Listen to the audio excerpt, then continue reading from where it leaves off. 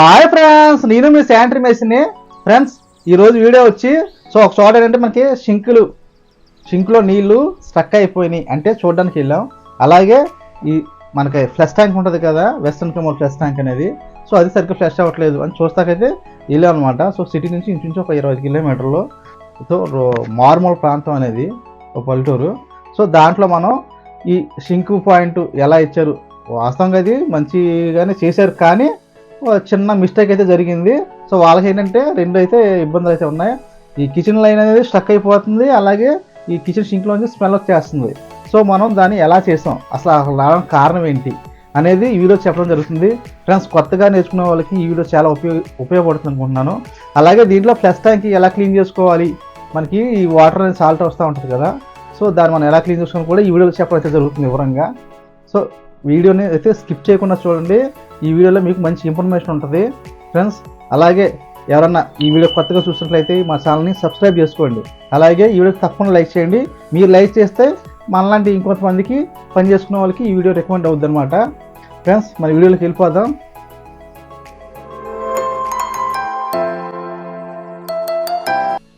Friends, వచ్చేసాయండి వీడియోలోకి.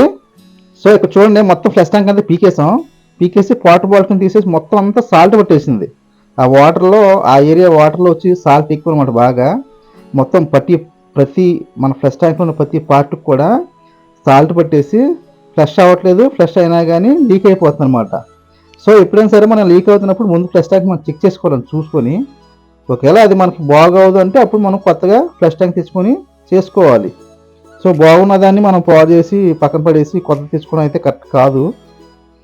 ఏంటంటే ఇప్పుడు మన ఇంట్లో మనం చేసుకోవచ్చు. అలాగే ఎవరైనా కొత్తగా పని నేర్చుకునే ప్లంబర్ కూడా ఈ వీడియో అనేది బాగా ఉపయోగపడుతుంది అనమాట. ఈ సాల్ట్ వాటర్ ఉన్నప్పుడు మన ప్రతి పాట్లో కూడా సాల్ట్ పట్టేస్తూ ఉంటుంది. ఈ మన ఫ్లష్ ట్యాంక్కి ఈ ఐటెంకి వచ్చి మనం ఈ యాసిడ్ వాష్తో యూజ్ చేసి మొత్తం దాన్ని ఫస్ట్ ఒక యాసిడ్ కోటింగ్ కొట్టేసి మొత్తం కూడా మనం అలాగా స్క్రూ డ్రైవర్ కానీ మనం దాన్ని తీసి పేలి కింద వదిలేస్తుంది. ఇబ్బంది అయితే ఏముండదు. కొంచెం ప్రతి పాట్ కూడా ఓడి తీసుకొని క్లీన్ చేసుకోవాలి. ఫస్ట్ క్లీన్ చేసుకుంటే ఏమవుతుందంటే మనకి సక్రమంగా ఫ్లష్ అనేది అవుతూ ఉంటుంది. మనం సగం చేసి మళ్ళీ ఆ పాట్లు కూడా ఓడిదేమి పెట్టేసి అనుకున్న పాటల లోన కూడా ఈ సాల్ట్ అనేది పట్టేసి ఉంటుంది అనమాట. ఇదేంటంటే మనకి ఈ ఫ్లష్ చేసే ఈ ఫ్లష్ బాల్ అన్నమాట ఇది. దానిలోంచి మనకి నీళ్ళు వెళ్తాం, మనకి ఆఫ్ అవ్వడం జరుగుతుంది అనమాట. ఈ సాల్ట్ పట్టడం ఎందుకు లీక్ అవుతాయి అంటే, మనకి ఈ వాసుల కింద వాసులు అనేది ఉంటాయి మనకి ఫ్లష్ ఆపడానికి కానీ లేదా అవ్వడానికి కానీ. ఆ వాసుల కింద మనకి ఈ ఉన్న ప్లేట్లకి మనకి సాల్ట్ పట్టి ఇన్బ్యాలెన్స్ అవుద్ది అనమాట. ఇన్బ్యాలెన్స్ అయ్యి వాచర్ అనేది సరిగ్గా కూర్చోకపోవడం వలన ఈ వాచర్ కింద నుంచి నీళ్ళు అనేది లీక్ అయిపోతూ ఉంటాయి.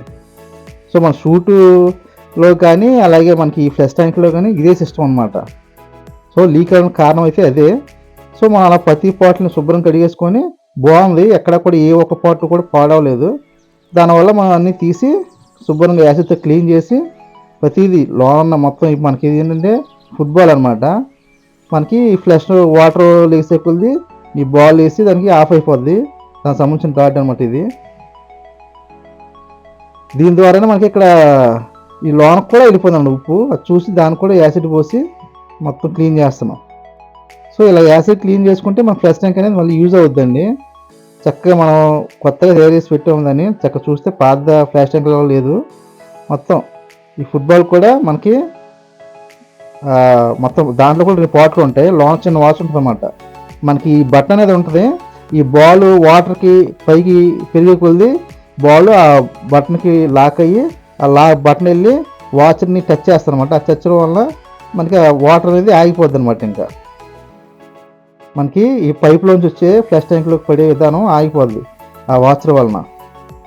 మనకు కావాలంటే నీళ్లు తక్కువ, ఇది 8 లీటర్ల దాకా ఉంటుంది మీ ఫ్లష్ ట్యాంక్. మనం నీళ్ళు పడే విధానాన్ని పెంచుకోవచ్చు లేదా తగ్గించుకోవచ్చు అన్నమాట. దీంట్లో బటన్ ఉంటుంది, ఈ సైడ్ కనబడుతుంది కదా, మన స్క్రూ డ్రైవర్తో కానీ లేదా టెస్టర్తో కానీ మనం అడ్జస్ట్మెంట్ చేసుకోవచ్చు. శుభ్రంగా అంతా క్లీన్ చేస్తాం. క్లీన్ చేసి శుభ్రంగా మనం ఎండలో అయితే ఆరబెట్టేసామండి. ఈ పార్ట్స్ అన్నీ కూడా మొత్తం ఉప్పు లేకుండా మొత్తం క్లీన్ చేస్తాం, ఇలా ఆరబెట్టేసాం. నెక్స్ట్ అనేది మనకి శానిటరీ వర్క్ ఉంది ఈ బిల్డింగ్లో. ఇక్కడ చూడండి, అంగుళార్ పైపు వచ్చి మనకి కిచెన్కి వేసారనమాట. మనకి డైరెక్ట్గా టీలో కలిపేస్తారు. దీనివల్ల ఏంటంటే 2 ప్రాబ్లమ్స్ వచ్చాయి దీంట్లో. ఒకటి, కిచెన్ లైన్ అత్తమాన స్టక్ అయిపోవడం. అలాగే 2 కిచెన్ అంటే సింక్లోకి బ్యాడ్ స్మెల్ అనేది వచ్చేస్తుంది అనమాట. ఎందుకంటే దానికి కారణం వాళ్ళు 2.5 టీలోకి డైరెక్ట్గా కలపడం అయితే జరిగింది. దానివలన స్మెల్ వస్తుంది. లోన ఫ్రూట్ ట్రాప్ సిస్టమ్ అయితే లేదనమాట. డైరెక్ట్గా తీసుకెళ్ళి లాంగల్ వేసి దాంట్లో సింక్ పాయింట్ అనేది ఇచ్చేసారు. అందువలన దీంట్లో స్మెల్ అనేది డైరెక్ట్గా వచ్చేసేది. అలాగే స్టక్ అయిపోయింది కూడా. కిచెన్ బేసిన్ కింద అలా ఇచ్చారనమాట, సింక్ కింద. దీన్ని ఇప్పుడు మనం సరి చేసుకోవాలి. సో మనం ఏంటంటే మన వెనకాల కింద గ్రౌండ్ ఫ్లోర్లో సింక్ పాయింట్ అయితే ఉంది. దానికి ఏంటంటే లక్కీగా టీ వేసి డమ్ వేసి ఉంది. ఇక్కడ మనం బెజ్జం వేసి కింద డైరెక్ట్ కలిపేసుకోవచ్చు అనమాట. అందుకనే మీకు టైల్స్ కట్ చేసి కిందకి బెజ్జం వేస్తున్నాం, స్లాబ్ పూల్ అనేది. అలాగే ఫ్లోర్ ట్రాప్ వాడతాం ఇక్కడ. ఇప్పుడు ఫ్లష్ ట్యాంక్ ఫిట్టింగ్ చేస్తానండి.